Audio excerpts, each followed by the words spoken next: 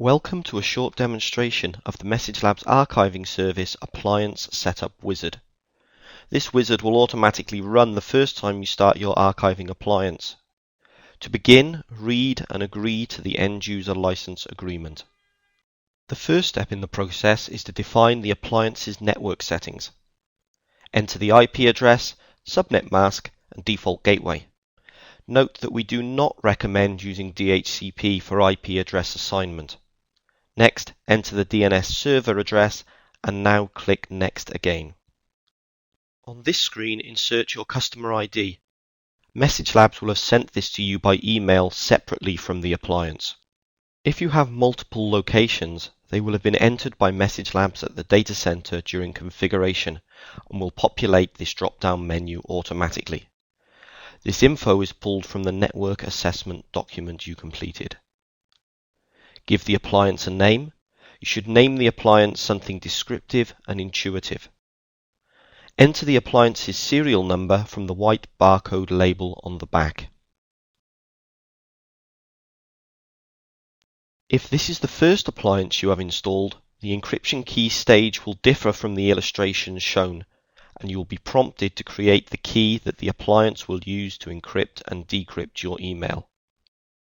If you have already installed an appliance on your network, you'll be prompted to import the encryption key as shown.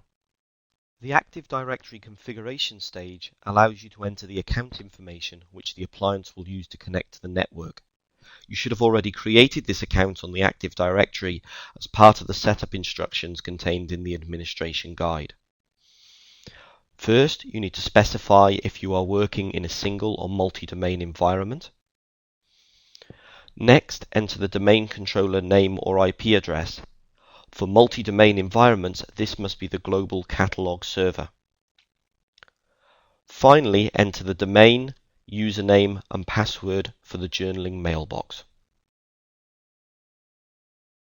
If you have an environment with multiple journaling mailboxes and multiple appliances, this step allows you to configure which mailboxes will be serviced by which appliances.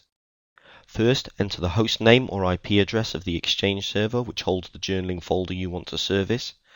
Next, enter the account details for the journaling mailbox. Finally, if you have more than one appliance, you can select other appliances which should also pull email from this journaling mailbox.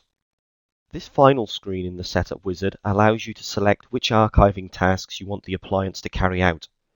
This screen will not appear if you are installing your first or only appliance, as it will need to carry out every function. However, if you are installing multiple appliances, you may want to dedicate some of them to specific tasks such as serving the user interface, exporting messages, or archiving messages for a specific journaling folder. Although the wizard validates entries at each step and will show warnings, a final validation is performed for the overall configuration. If you wish, you can email the results of the validation test. Once you have finished the configuration of the appliance, you may exit the wizard. If you access the configuration account on the appliance again, you will see a different interface which allows you to edit the settings you have entered during setup. For further information regarding setting up the MessageLabs email archiving service, please refer to the administration guide.